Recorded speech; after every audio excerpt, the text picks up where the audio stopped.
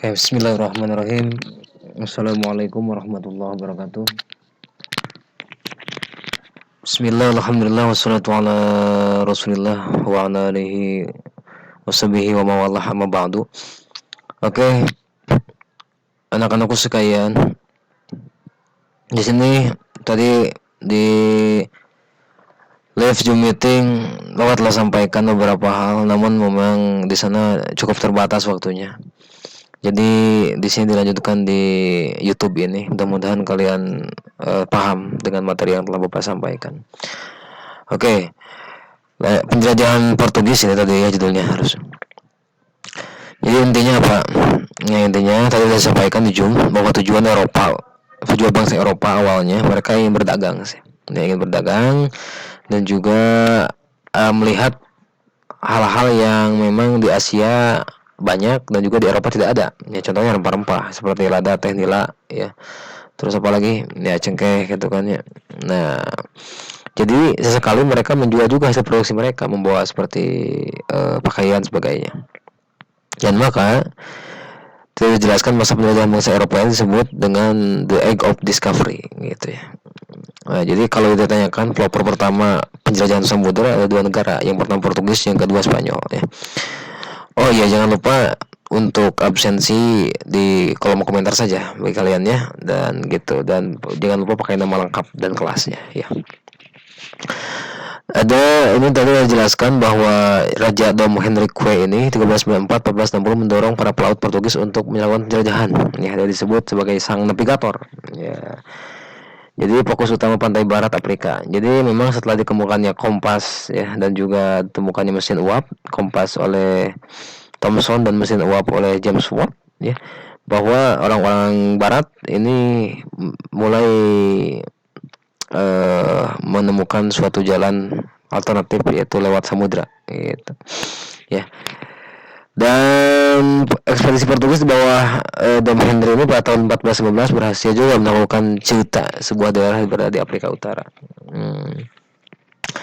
Nah, nanti awal mereka menuju ekspedisinya untuk menemukan daerah tersebut dipimpin oleh Bartolomeus Dias. Nah, dia karena terdampar di daerah Afrika Selatan ya, disebutnya itu Tanjung Harapan, Cape of Good Hope. Nah, ini dia ya.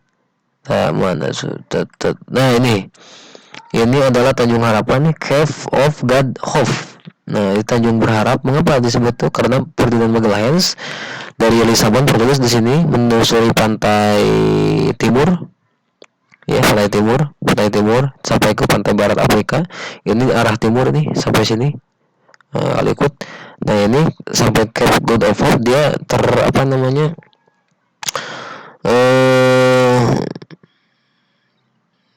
terhalang, awak kapalnya pun terhalang oleh arus di sini dan terdampar sehingga tidak bisa melanjutkan sampai ke Indian ya, sampai ke India maksudnya, dan untuk mencari rempah-rempah dan kembali lagi ke Portugis ya.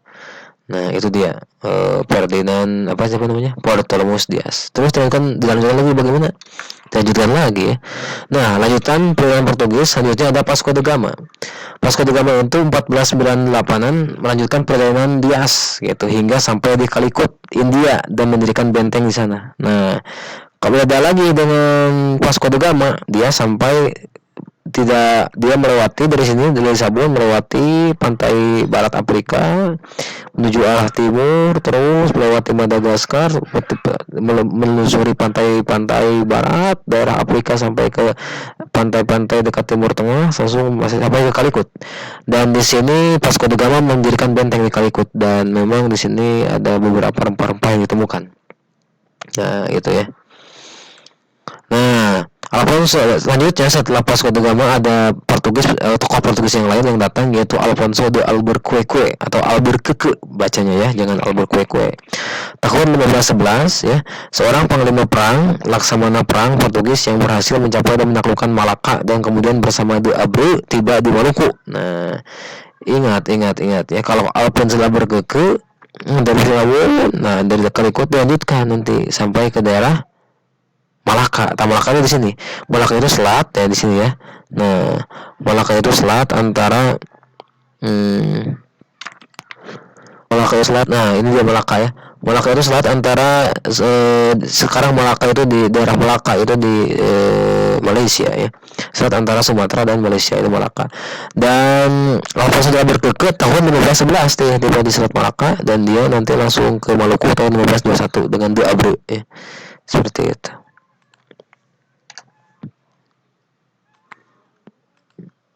Terus bagaimana lagi? 12 ya ke Maluku, sehingga muncul pelajaran baru nanti.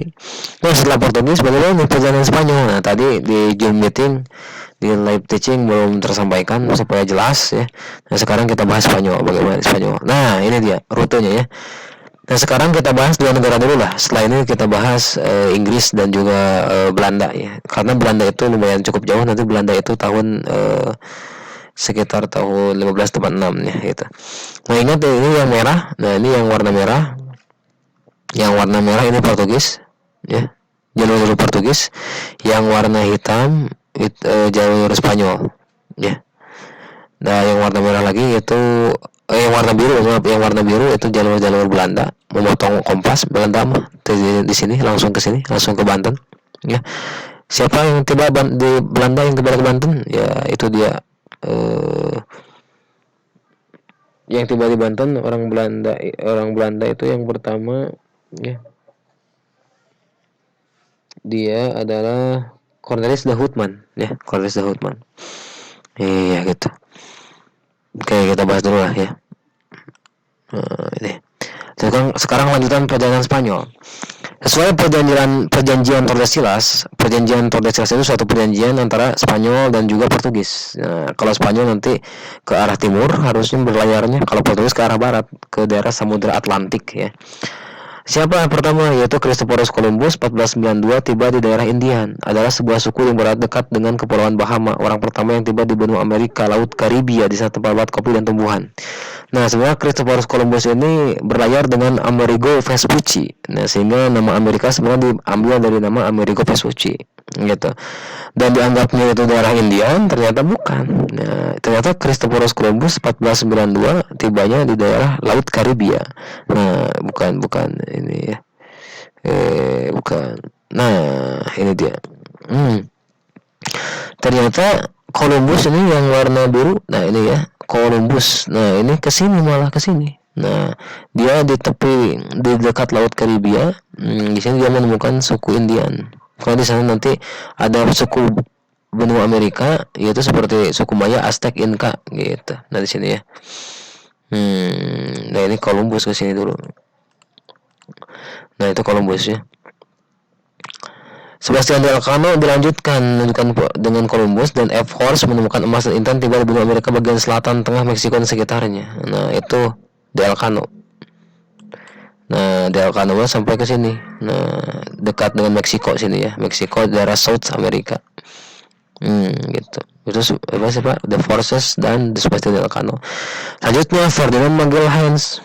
Ya, kalau Ferdinand Magelhaens ini orang pertama yang berhasil mengelilingi dunia. Mengapa disebut berhasil mengelilingi dunia? Karena berhasil melewati Samudra Pasifik dan sampai ke Samudra Hindia dan sampai nanti di Filipina. Ya, orang pertama berhasil mengelilingi dunia sekitar tahun 1519, berlayar ke arah barat mengikuti jejak Columbus, dan rute yang ditempuhnya adalah Tanjung Verde di Lautan Atlantik. Terus menyeberang ke arah selatan mencapai ujung benua Amerika, yaitu Selat Magelhaens, berhasil menyeberangi Samudra Pasifik ke arah barat dan berhasil berlabuh di Pulau Guam dan tiba di Filipina tahun 1921. Namun dia tewas oleh suku Filipina akibat adanya pertempuran. Ya. Balik lagi ke sini. Dan ternyata pada Magelhaens, lihat di sini Magelhaens yang warna merah. Nah, ini rutenya ke sini ya.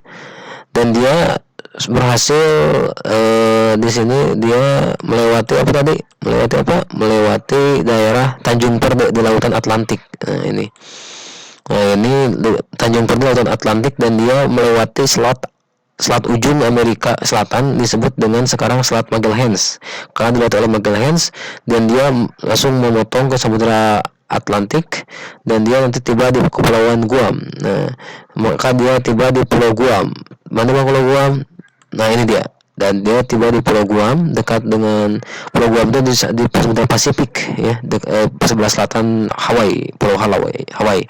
Pasifik Ocean itu Pulau Guam ini dekat, dan dia setelah dari Pulau Guam tiba ke Filipina. Namun Ferdinand Magellan setelah tiba di Filipina dia tewas oleh penduduk asli Filipina karena pertempuran ya, pertempuran. Nah ini setelah di Angkara Barat berlabuh di Pulau Guam dan tiba di Filipina tahun 1621 dan ia tewas oleh suku Filipina akibatnya pertempuran. Maka ekspedisi Spanyol dilanjutkan oleh Sebastian de Elcano dan berhasil sampai di Maluku 1521. Jadi yang berhasil sampai ke Maluku adalah Sebastian de Elcano. Ya. Nah, yang berhasil sampai ke daerah Maluku itu sebelah utara Sulawesi dari sini. Nah, itu nanti di apa namanya? Sebastian de Elcano tuh yang Sebastian de Elcano ini nanti yang 1521 sampai ke Maluku dan nanti akan bertemu dengan dengan Portugis di Maluku gitu. Untuk pertemuan selanjutnya insya Allah akan membahas perjalanan Inggris dan juga perjalanan Belanda ya sebelum perebutan hegemoni bangsa barat di Nusantara. Sekian dapat Bapak sampaikan, mudah-mudahan ada manfaatnya dan mohon maaf bila ada kekurangan dari Bapak. Jangan lupa untuk tugasnya hari ini ya itu dia ya, berkomentar apa yang tadi didapatkan di live Zoom meeting dan juga di sini yang Bapak sampaikan dicek di kolom komentar ya, jangan lupa. Nah itu, terima kasih, sampai bertemu di pertemuan berikutnya. Wassalamualaikum warahmatullahi wabarakatuh.